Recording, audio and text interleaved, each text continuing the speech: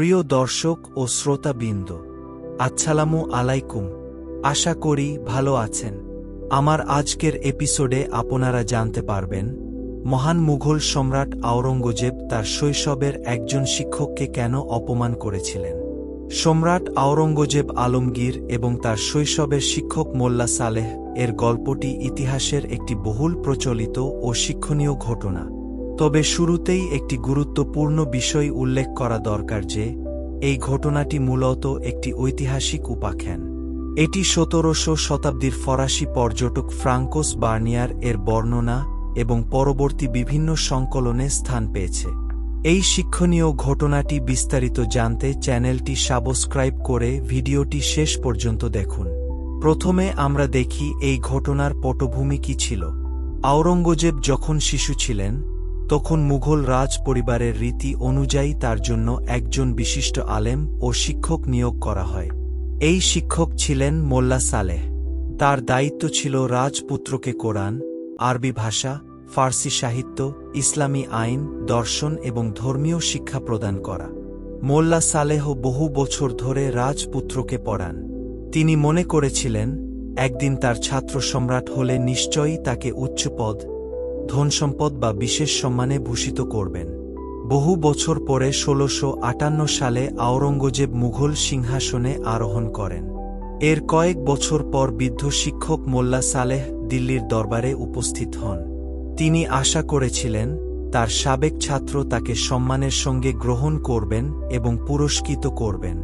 প্রথমে সম্রাট তার সঙ্গে দেখা করতে অনীহা প্রকাশ করেন। পরে অনেক অনুরোধের পর একটি নির্জন কক্ষে সাক্ষাতের অনুমতি দেন। সম্রাট আওরঙ্গজেব ও তার শিক্ষক মোল্লা সালেহ একটি নির্জন কক্ষে সাক্ষাৎ করলেন।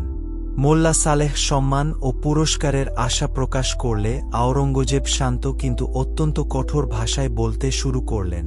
তিনি বললেন, আপনি কি আমাকে এমনভাবে শিক্ষা দিয়েছিলেন যাতে আমি একটি বিশাল সাম্রাজ্য পরিচালনা করতে পারি?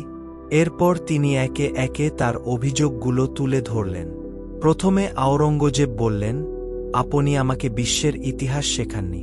আপনি আমাকে শুধু আমার পূর্বপুরুষদের নাম শিখিয়েছেন, কিন্তু তারা কিভাবে সাম্রাজ্য গড়লেন, কিভাবে যুদ্ধ জিতলেন, কিভাবে রাষ্ট্র পরিচালনা করলেন সেসব কিছুই শেখাননি। তিনি মনে করতেন একজন ভবিষ্যৎ সম্রাটের জন্য ইতিহাস জানা অত্যন্ত জরুরি ছিল।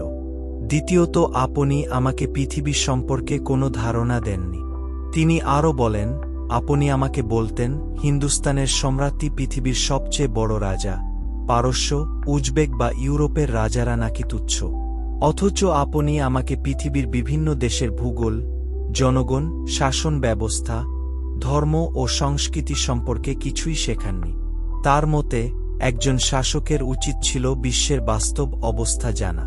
তৃতীয়ত, আওরঙ্গজেব বলেন, আপনি আমাকে বছরের পর বছর এমন সব দর্শন পড়িয়েছেন যার বাস্তব জীবনে কোনো উপকার ছিল না।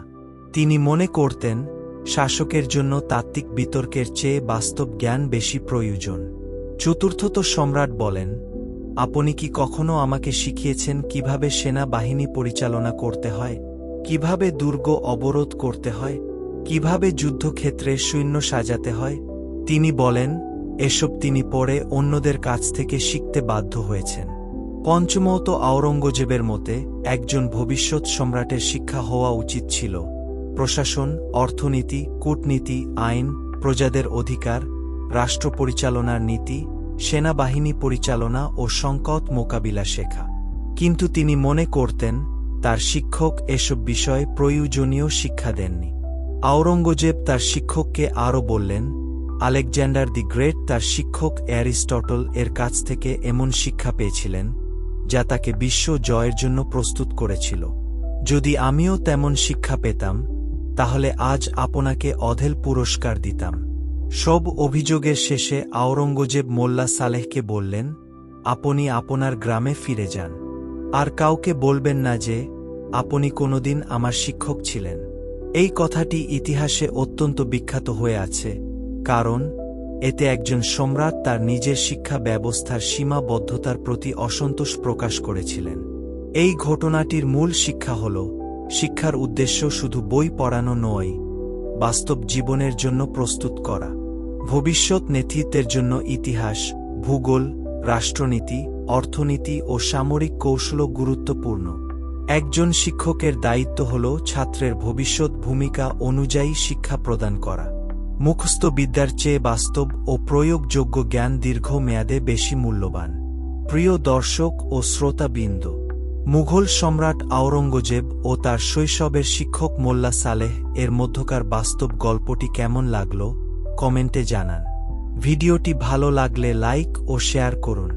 আর আপনি নতুন হলে চ্যানেলটি সাবস্ক্রাইব করে সাথেই থাকুন। ধন্যবাদ।